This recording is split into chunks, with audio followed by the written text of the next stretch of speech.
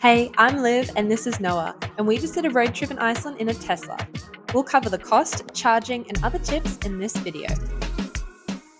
Let's talk money. Traveling in Iceland was never going to be a budget friendly adventure, but with its remote location and stunning natural wonders like waterfalls, glaciers, and the Northern Lights, Iceland is definitely a bucket list destination.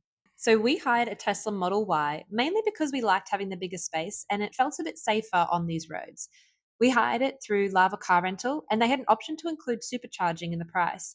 And with petrol costing about 330 krona per litre, hiring this car was actually cheaper than hiring a normal petrol car. All up, for 9 days, it cost us about 1,000 Australian dollars.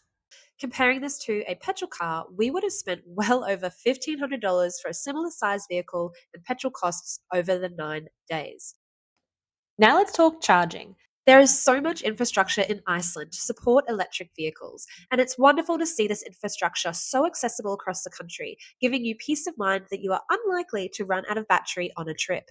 And even our Airbnbs had chargers for charging overnight. Along with Tesla superchargers, Lava Car Rental also gave us free charging at stations managed by On and Isorka. It was super easy to search for charging stations on our route, and Teslas can even precondition the battery for fast charging. Charging from 20 to 80% on a supercharger took about 25 minutes, and we rarely needed to charge it above 80% until the final day.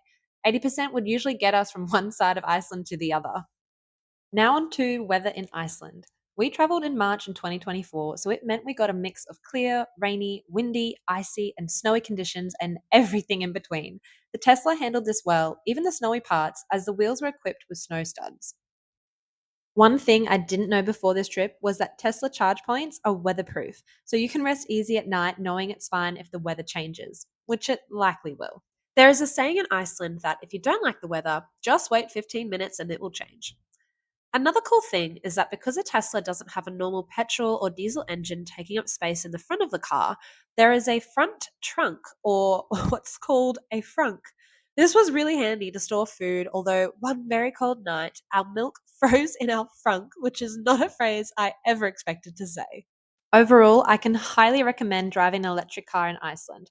From cost, convenience of charging, and weather, it is an ideal way to travel sustainably. But whatever mode of transport you choose to explore Iceland, you will not be disappointed.